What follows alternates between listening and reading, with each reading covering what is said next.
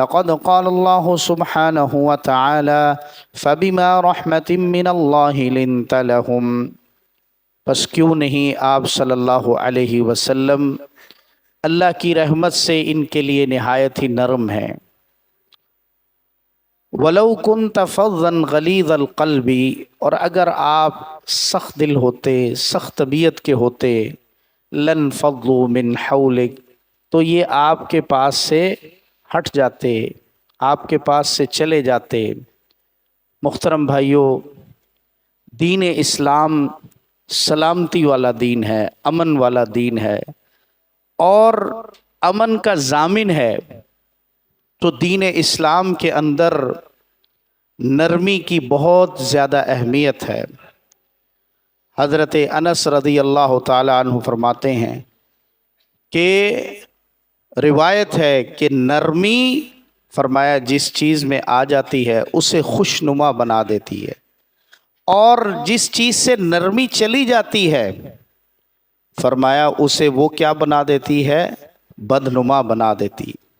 نبی صلی اللہ علیہ وسلم اللہ کی رحمت سے نہایت ہی نرم دل ہیں، اور یہ صفت جسے عطا ہوگی اسے اللہ نے بہت بڑی عنایت کر دی اس پر، اس دور میں جسے اللہ نے صفت نرمی عطا کر دی۔ کیوں؟ کیونکہ نرم گو شخص جو ہے فرمایا جنت میں جائے گا۔ فرمایا میں تمہیں اس شخص کا حال نہ بتاؤں جس پر جہنم کی آگ حرام ہے اور جنت اس پر واجب ہے۔ تو فرمایا وہ کون شخص ہے؟ نمبر 1 وہ نرمی کرنے والا اور قریب کرنے والا، اور اس کے اندر وقار ہو، اللہ اکبر، نرم خو ہو، نرم گفتگو کرنے والا، آسانیاں کرنے والا۔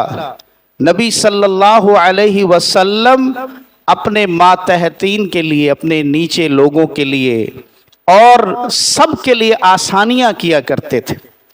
ایک دفعہ ایک لونڈی نبی صلی اللہ علیہ وسلم کے پاس آ گئی، اور وہ آپ صلی اللہ علیہ وسلم کے جاہ و جلال سے گھبرا گئی۔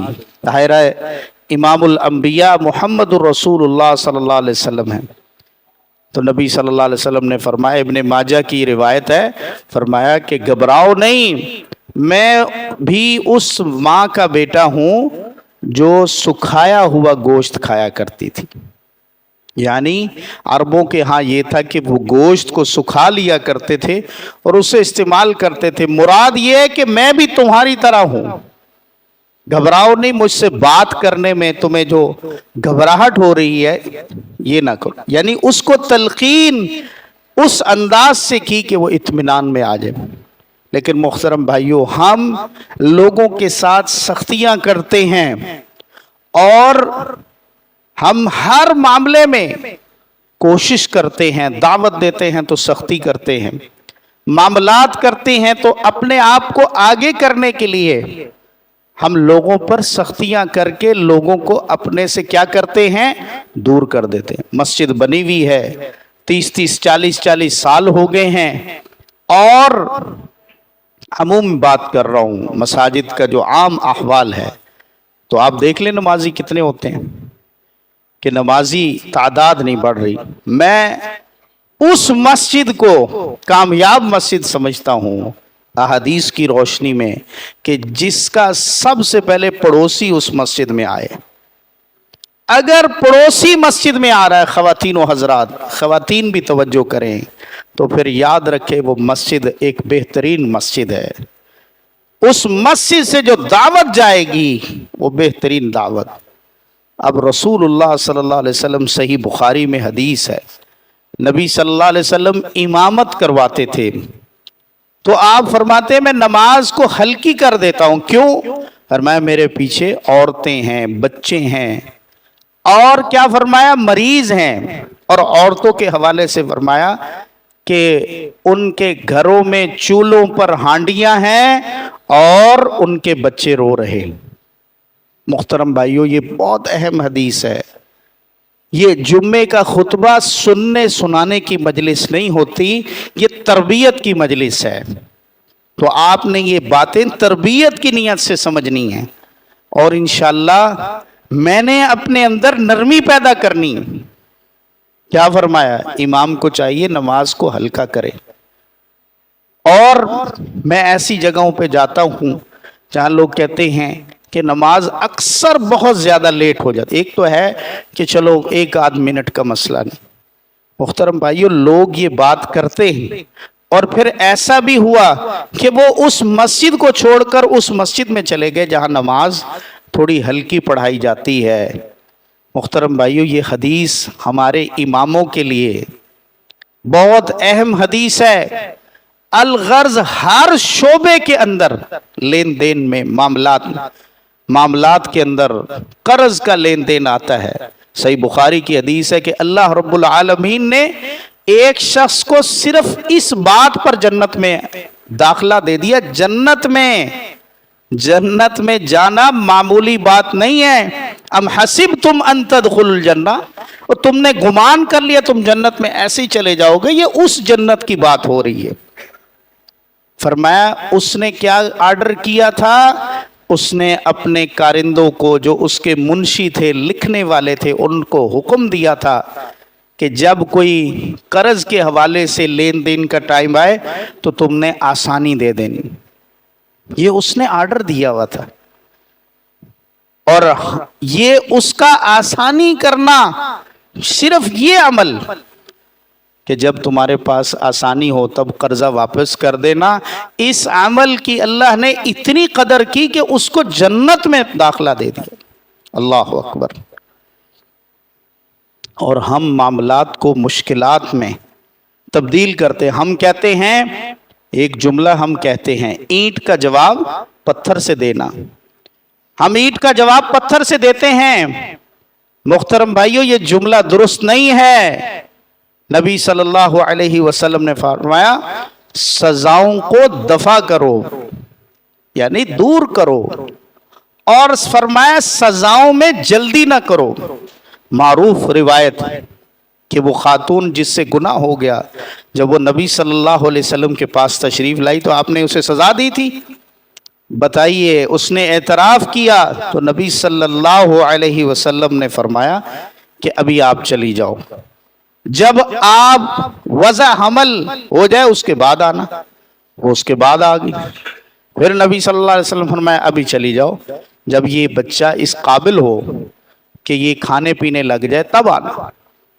پھر وہ یعنی یہ کم از کم 2 سال کا عرصہ تو ہے نا مزید، پہلے کتنی مہلت دی، اور پھر 2 سال، یعنی تقریباً اگر لگائیں تو 3 سال کے قریب کا عرصہ بنتا ہی ہے۔ کسی غلطی کرنے والے کو اتنی مہلت دینا، آپ توجہ تو کریں نا بات پر، 3 سال کی مہلت دے دی۔ پھر جب آئی پھر اس پر سزا نافذ کی۔ فرمایا حاکم کا سزاؤں میں جلدی کرنا یہ اس سے بہتر ہے کہ حاکم معاف کر دے۔ یعنی ایک حاکم ہے، اس کے سامنے کیس آتا ہے، غلطی ہوئی ہے، جلدی سزا دینے کے، ابھی اس کو مار دو۔ اور یہ ہمارے اندر عادت، جس کو دیکھیں گے یہ فلاں ہے، اس پر ابھی سزا لگنی چاہیے۔ فرمایا حاکم اگر سزا کے بجائے معاف کرنے میں جلدی غلطی کرتا ہے، اور پھر آگے حدیث کے الفاظ سنیں، اور فرض کرے اس نے اس کو غلط معاف کر دیا، اس کی غلطی تھی تو اس نے اس کو معاف کر دیا، فرمایا یہ اس سے بہتر ہے کہ وہ اسے جلدی سزا دے دے۔ اب فرض کرے اس نے اس کو سزا دے دی جلدی، اور سزا میں اگر غلطی ہو گئی تو یہ اس کی پکڑ زیادہ سخت ہوگی، اللہ کے ہاں وہ پکڑا جائے گا۔ اور ہم اسی بات کو سمجھیں اپنی زندگی کے ہر معاملے میں۔ بچہ غلطی کرتا ہے، گھر میں خواتین دیکھیں کہ بچہ یا بچی سے غلطی ہو جاتی ہے، ہم فوراً ریاکشن دیتے ہیں، 3 داری رہی ایک طرف، آپ نے یہ کیا کیسے ہے؟ پھر میں نہیں دیکھتا کہ میں خطیب ہوں، میں امام ہوں، آپ نے یہ غلطی کیوں کی، میں آپ کو چھوڑوں گا نہیں۔ محترم بھائیو یہ چیزوں نے ہماری زندگی جو میری زندگی اس کو کیا بنا دیا ہے؟ مشکل بنا دیا۔ نبی صلی اللہ علیہ وسلم فرمایا من یحرم الرفق، جو نرمی کی صفت سے محروم رہا، یحرم الخیر کلہ، وہ تمام قسم کی خیروں سے دور ہو گیا۔ اور جو رسول ہمیں دیے، اللہ اکبر، رسول اللہ صلی اللہ علیہ وسلم، لقد جاءکم رسول من انفسکم عزیز علیہ، ان پر گراں گزرتا ہے، عزیز علیہ، شاق گزرتا ہے، بہت بھاری گزرتا ہے، کیا ما عنتم، تم مشکل میں آ جاؤ۔ نبی صلی اللہ علیہ وسلم نے جب معاذ بن جبل کو یمن کا گورنر بنایا، اللہ اکبر، اور ان کے ساتھ ایک اور صحابی، فرمایا یسرا ولا تعسرا، لوگوں کے لیے کیا کرنا؟ آسانیاں کرنا، مشکلات نہ پیدا کرنا۔ ہم چیزوں کو مشکل بنا دیتے ہیں۔ ایک بہت آسان سی بات ہوتی ہے، ہم دین کا مسئلہ، میں چونکہ اپنی بات کر رہا ہوں، آپ اپنے لحاظ سے بات کو سمجھیں، ہم اس کو ایسا بتاتے ہیں کہ اس میں گنجائش ہی نہیں ہے۔ جی بندہ سمجھتا ہے کہ اگر یہ غلطی ہوگی تو گویا میں پکا کیا ہو گیا؟ جہنمی بن گیا، جبکہ اس میں دوسری روایات احادیث موجود ہیں۔ ہم آسانی کے پہلو کو لوگوں کے سامنے رکھیں تو کیا فرما رہے ہیں؟ دیکھنا، لوگوں کو بشرا، خوشخبریاں دینا، ولا تنفرا، تم دونوں ان کو متنفر نہ کر دینا دین سے۔ محترم بھائیوں، میری عمر ہے فرض کرے 40 سال، آپ کی 60 سال، خواتین بھی توجہ کریں، ہر ایک بندے کی کتنی کتنی عمر ہے۔ یاد رکھیں، اگر میرے کسی عمل سے کوئی شخص دین سے متنفر ہو گیا نا، تو میری نیکیاں، میرے سارے نماز، روزے، حج، زکاتیں، یہ اعمال رہ گئے ایک طرف، اس کا دین سے متنفر ہونا یہ بہت خطرناک بات ہے۔ اور اگر میری آسانی کرنے سے کوئی شخص دین کے قریب آ گیا، مسجد میں آ گیا، مسجد میں ایک نمازی کا بھی اضافہ ہو گیا، تو سمجھ لینا یہ آپ کی کامیابی ہے، آپ کامیاب ہو گئے۔ آپ نے ایک شخص کو اس کا دل جیت لیا۔ جو دلوں کو فتح کر لے، اصل میں وہ فاتح ہوتا ہے، اصل میں وہ نبی صلی اللہ علیہ وسلم لوگوں کے دلوں کو فتح کرتے تھے۔ محترم بھائیو، ہم ہر چیز میں تشدد ہے، تعصب ہے، اتنا تعصب ہے کہ اگر میری شخصیت کو کسی نے کچھ کہہ دیا، میں اس پہ فتویٰ لگا دیتا ہوں۔ جسے میں پسند کرتا ہوں اس شخص پر کوئی بات کر کے دیکھے، قومیت، اپنی قوم کا کے بارے میں بات کر دی، اللہ اکبر۔ انصار اور مہاجرین کتنی عظیم صفات ہیں، اللہ نے قرآن میں ان دونوں صفتوں کو بہت بڑے مقام پر ذکر کیا ہے۔ والسابقون الاولون من المہاجرین والانصار، کہ انصار اور مہاجرین میں سبقت کرنے والے، پہلوں میں آگے بڑھنے والے، پہل کرنے والے، الاولون، اللہ اکبر۔ کس میں سے؟ مہاجرین والانصار۔ فرمایا مہاجرین اور انصار کی عظیم فضیلتیں ہیں، انہوں نے ہجرت کی، سب کچھ قربان کر دیا مہاجر، اور وہ انصار جو نبی صلی اللہ علیہ وسلم جب مدینہ آئے تو انہوں نے آپ کو پناہ دی۔ لیکن ایک دفعہ مدینہ کا واقعہ ہے، کنویں پر ایک یہودی نے شرارت کر دی، لڑائی ہو گئی۔ اب انصاریوں نے اپنے گروہ کو آواز دی، یا اہل الانصار، مہاجرین نے آواز دے دی، یا انصار اور مہاجر کا تنازع ہو گیا۔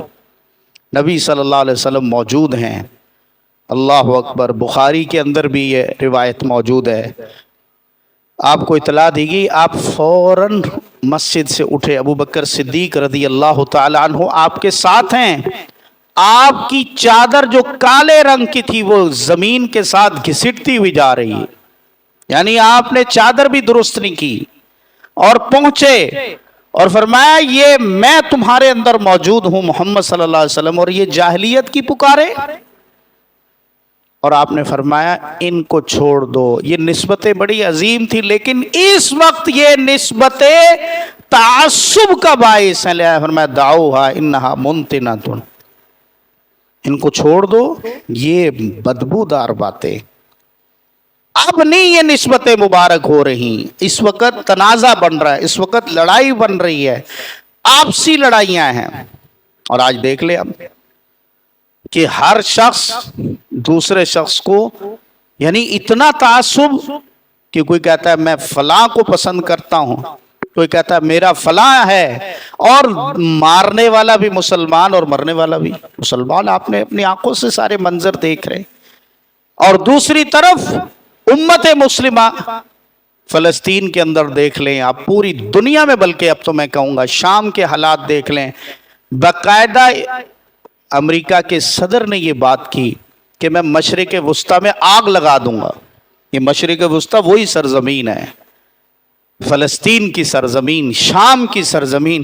اِنَّكَ بِالْوَادِ الْمُقَدَّسِ طُوَىٰ، میدان محشر بھی ادھر ہوگا، شام کی سرزمین، انبیاء کی سرزمین، ابراہیم علیہ السلام کی سرزمین.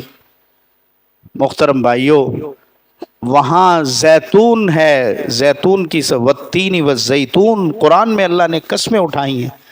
لیکن وہ کیا کہتے ہیں؟ اور اتنا ہی نہیں، یہودیوں نے، صہیونیوں نے، ان کے صحافی نے کہا کہ میں مکہ اور مدینہ ہم لیں گے، یہ جنگ ختم نہیں ہوگی. اور آپ سن لیں توجہ کے ساتھ، یہ جنگ جو شروع کی ہے، صہیونیت کی جنگ، یہ جنگ جاری رہے گی، یہ ختم نہیں ہونے والی. یقیناً دعا تو یہی ہے اللہ ان کا کے لیے آسانیاں فرمائے اور ان دشمنوں کو نیست و نابود کرے. لیکن محترم بھائیو، ان کا اعلان تو سن لینا. وہ کہتے ہیں کہ جنگ ختم نہیں ہوگی. ان کا اپنا پورا موجود ہے BBC پر، آپ کو دلیل دے رہا ہوں، جا کر دیکھ لیجئے. وہ کہتے ہیں یہ جنگ ختم نہیں ہم کریں گے. تو ہم آپسی لڑائیوں میں، ہم ایک دوسرے کے لیے مشکلات کا سبب بن رہے ہیں. اجتماعیت ختم ہوتی جا رہی ہے. محترم بھائیو، یہ اسی وجہ سے ہے، یہ ہمارے رویے، یہ ہم سے لوگوں کو دور. نبی صلی اللہ علیہ وسلم کو اللہ فرما رہے ہیں اگر آپ بھی سخت ہوتے، آپ کے پاس سے ہٹ جاتے یہ لوگ. کائنات میں آپ جیسا شخص کوئی نہیں ہے. اللہ اکبر. آپ دیکھیں کہ اللہ تعالیٰ نے اس کائنات کے سب سے بدترین گناہگار کو، فرعون کی بات کر رہا ہوں، جس نے انا ربکم الاعلی کا، میں تمہارا سب سے اعلیٰ رب ہوں، اس کے لیے موسیٰ اور ہارون علیہ السلام کو جب بھیجا، کیا کہا؟ فَقُولَا لَهُ قَوْلًا لَيِّنًا، آپ نے اس سے جا کر گفتگو کرنی ہے، اس کے دربار میں جانا ہے. لیکن اِنَّهُ طَغَىٰ، وہ طغا ہو گیا. طغا کہتے سرکشی اور حد کی، یعنی اس کو کراس کر لینا، حدوں کو پار کر، اتنی سرکشی کر لی. پھر بھی اس سے نرم بات کرنا. یہ دلیل ہے کہ اسلام، یہ ساری دلیل ہے کہ اسلام امن کا دین ہے. اسلام پسند کرتا ہے انسان کے اندر نرمی ہو، معاملات میں نرمی ہو. چونکہ ہم سب، یا تو والدین آپ میرے سامنے بیٹھے ہیں، یا کوئی نہ کوئی کسی نہ کسی جگہ ٹیچر ہے، کوئی ذمہ دار ہے، کوئی کسی ادارے میں پڑھا رہا ہے، کوئی استاد ہے، کوئی پرنسپل ہے، کوئی دکان پر بیٹھا ہے، کوئی کاروبار کر رہا ہے، کوئی فیکٹری میں اپنے اس کے نیچے افراد ہیں، اس کے ملازم ہیں، ماتحتین ہیں. اگر ہم اپنی صفوں میں اتحاد نہیں، اور سب سے بڑھ کر ہمیں اپنی مساجد کے ماحول کو بہت زیادہ نرم کرنا ہوگا. یہ کیوں کر رہے ہو؟ یہ قرآن، یہ بٹن کیوں آن کیا ہے؟ یہ پنکھا کیوں آن کیا ہے؟ یہ آپ قرآن، ایک بندہ کہنے لگا آپ قرآن موبائل پہ کیوں پڑھ رہے ہیں؟ اب وہ اس کو، وہ ایک شخص ہے، ٹھیک ہے آپ نے کسی کی اصلاح کرنی ہے، لیکن وہ ان کے پیچھے ہی لگ گئے آپ قرآن موبائل میں کیوں پڑھ رہے ہیں؟ اس نے کہا میں قرآن پڑھ رہا ہوں، آپ کو کیا اعتراض ہے؟ تو یہاں پر کیا ہوتا ہے؟ تنازع ہو جاتا ہے. وہ کہتا ہے یار یہ مسجد، مجھے خود، یہ میں کوئی کہانی نہیں سنا رہا، تصوراتی باتیں نہیں ہیں. ایک شخص باقاعدہ، جسے ہم کہتے ہیں کہ وہ کتاب و سنت کی طرف نہیں تھا، وہ میرے پاس آئے، کہنے لگے ہماری مسجد کی طرف وہ آ گئے الحمدللہ اور نماز پڑھنے لگ گئے. تو ایک دن مجھے کہنے لگے کہ میں آپ کو پتا ہے نا اس مسجد میں تھا. میں نے کہا جی. کہتے وہ مسجد میں نے چھوڑ دی ہے. کیوں چھوڑی ہے؟ اللہ اکبر. کہنے لگا ایک دفعہ پہلی صف میں ایک بچہ آ گیا. اب بچہ پہلے آ گیا تو ظاہر سی بات ہے اس کا حق ہے, آپ نے اگر پہلے آنا پہلے تشریف لائیے. اب وہ بچہ کہیں پہلی صف میں آ گیا, انہوں نے بعد میں آنے والا جو بڑا شخص تھا اس بچے کو پیچھے کر دیا. اس نے کہا کہ اس نے اس کو پیچھے کیسے کیا, اس کو یا تو پہلے آنا چاہیے تھا. اس نے کہا یہ روک ٹوک ہے نا, میں نے اس لیے, اور آپ کی مسجد میں اس نے الفاظ کہہ کے روک ٹوک نہیں, لہذا میں یہاں آتا ہوں. آپ کی مسجد میں بچہ امام کے پیچھے, بلکہ 7 سال کے بچے نے تو امامت کرا دی, بخاری کی روایت ہے. محترم بھائیو, یہ ہم مساجد کے اندر, میں کہنا چاہتا ہوں, ماحول کو اپنے بھائیوں کے لیے اور خواتین گھروں کے ماحول کو آنے والوں کے لیے, اپنی بہنوں کے لیے آسانی والا بنائیں. ایسا بنائیں, یاد رکھیں مسجدیں بہت بہترین ٹائل اور اے سی اور ان چیزوں سے یا بہت اچھے انتظامات سے نہیں ہوتی, بلکہ مسجدیں آباد ہوتی ہیں تو محبتوں سے آباد ہوتی ہیں. محبت, وہ مسجد جس سے وہ آیا وہ ہم سے اچھی بنی ہوئی ہے, اس وقت بھی موجود ہے, بڑی اچھی بنی ہوئی, لیکن محبت نہیں ہے. جس گھر میں گیا, میں جب باہر نکلا اگر محبت نہ ملی تو میں کیا تاثر لے کر جاؤں گا. یہ کام نبی صلی اللہ علیہ وسلم نے کیا. آپ نے اتنی محبت فرماتے مسجد میں آنے والے سے, مسلمان تو مسلمان, کافر, اللہ اکبر. یمامہ کے علاقے کا سردار ثمامہ بن آثال, وہ آ گیا قیدی بن کے, کافر ہے, مسجد کے ستون سے اس کو باندھ دیا نبی صلی اللہ علیہ وسلم. اور وہ سردار تھا تو کہنے لگا, نبی صلی اللہ علیہ وسلم آئے, فرمایا کیا کہتے, کیا رائے آپ؟ فرمایا اگر آپ مجھ سے اچھا سلوک کریں گے تو یقیناً یہ ایک بہترین بات ہوگی, آپ مجھے اگر آزاد کر دیں گے. یعنی اس نے یہ کلمات کہے, نبی صلی اللہ علیہ وسلم نے کچھ نہیں کہا. اگلی نماز کا ٹائم ہوا, پھر پوچھا آپ نے کیا حال ہے آپ کے, پھر تیسری نماز کا ٹائم ہوا, اللہ اکبر, پھر آپ نے فرمایا ثمامہ کو آزاد کر دو. وہ آزاد ہوا, اور وہ آزاد ہو کر ایک برابر میں باغ تھا, وہاں سے اس نے غسل کر کے واپس آیا. کہنے لگا, اب اس کے الفاظ سننے, اور یہ ہے ہمارے لیے تربیت. کہنے لگا آج سے پہلے آپ کی ذات نبی صلی اللہ علیہ وسلم وہ میرے نزدیک اچھی نہیں تھی, آج سے پہلے آپ کا دین, اب دین کی بات آ گئی نا, آپ کا دین میرے نزدیک برا ترین تھا, آپ کا یہ شہر, لیکن آج کے بعد یہ تینوں چیزیں میرے لیے اس کائنات میں سب سے عظیم ہو گئی, آپ کی ذات, آپ کا دین, آپ کا شہر, یہ مسجد, یعنی ساری چیزیں. محترم بھائیو, یہ ہوتے ہیں الفاظ. اور پھر اس کا فائدہ سنیں, بات ابھی مکمل نہیں ہوئی ہے. اس کے بعد وہ چلا گیا مکہ عمرہ ادا کرنے. وہاں جب گیا تو قریش نے اس کو, وہاں کے لوگوں نے کہا یہ تو صابی ہو گیا, سعد سے, یعنی بے دین ہو گیا ہے. صابی کہتے بے دین, یعنی دین اپنا اس نے چھوڑ دیا ہے, دوسرے دین میں چلا گیا ہے. تو اس نے کہا مکہ والوں یاد رکھنا, آج کے بعد گندم کا ایک دانہ نہیں آئے گا, کوئی گندم میرے علاقے سے آتی ہے. بند کر دی اس نے گندم مکہ والوں کی, اور معیشت ان کی, جب اس کا سانس بند کیا ان کی چیخیں نکل گئی. پھر وہ مکہ والے نبی صلی اللہ علیہ وسلم کے پاس مدینہ آئے باقاعدہ, اور ریکویسٹ کی کہ آپ بڑے صلہ رحمی کرنے والے, آپ تو بڑے اچھے انسان ہیں, آپ شفقت کرنے والے, آپ کی صفات وہ والی بیان کی, تو ہماری گندم یہ کھلوا دیجئے, ان سے کہیے ثمامہ سے. نبی صلی اللہ علیہ وسلم نے اس کو پھر کہا کہ ان کی گندم کی ترسیل کھول دو. محترم بھائیو, یہ اس وقت ہوتا ہے جب آپس میں ہم جماعت بن کر رہتے ہیں, اور جماعت اجتماعیت قائمی محبت سے ہوتی ہے, نفرتوں سے نہیں ہوتی. نفرتوں سے تو انتشار بنتا ہے, اور ہم فیس بک پہ, ٹویٹر پر اور سوشل میڈیا کے ذریعے ہم میسیجز کر کے اور جھوٹی خبریں, اب خبر کا تو پتہ نہیں ہے, میرے پاس ایک میسیج آیا, میں نے اس کو آگے فارورڈ کر دیا, آگے پھیلا دیا, اس کا نقصان کیا ہوا, ملک میں آگ لگ گئی. کتنے لوگوں نے اس میسیج کے اوپر عمل کرتے ہوئے غلط کام کیا. فرض کرے کسی نے کسی کو قتل کر دیا, اب بتائے اس کا ذمہ دار کون ہے؟ میں ہوں. جس نے وہ میسج فارورڈ کیا تھا، جس نے وہ میسج بنا کر اوپر ڈالا تھا. آپ حیران ہوں گے، یہ اتنا خطرناک ہے نا موبائل، واللہ بہت خطرناک چیز ہے. اس کے بارے میں آگاہی کے ساتھ اس کو استعمال کریں.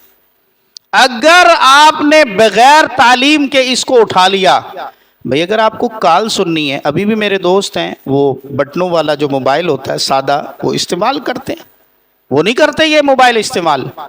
یہ موبائل ہماری ضرورت نہیں ہے. اگر ضرورت ہے، کسی کا روزگار ہے، وہ تو ٹھیک ہے، لیکن باقی معاملات تو ہمارے کام کے نہیں. فرمایا آپ نے ہر کام میں بات کرنی. اللہ تعالیٰ قرآن میں فرماتے ہیں وَلَوْ رُدُّوهُ إِلَى الرَّسُولِ وَإِلَى أُولِي الْأَمْرِ. ہر چیز کو جناب ریڈیو کی طرح اذاعوا بِمِذْيَاعٍ، ریڈیو کو کہتے پھیلا دیتے ہو. جو میسج آتا ہے فرض سمجھتے ہیں ہم اس کا.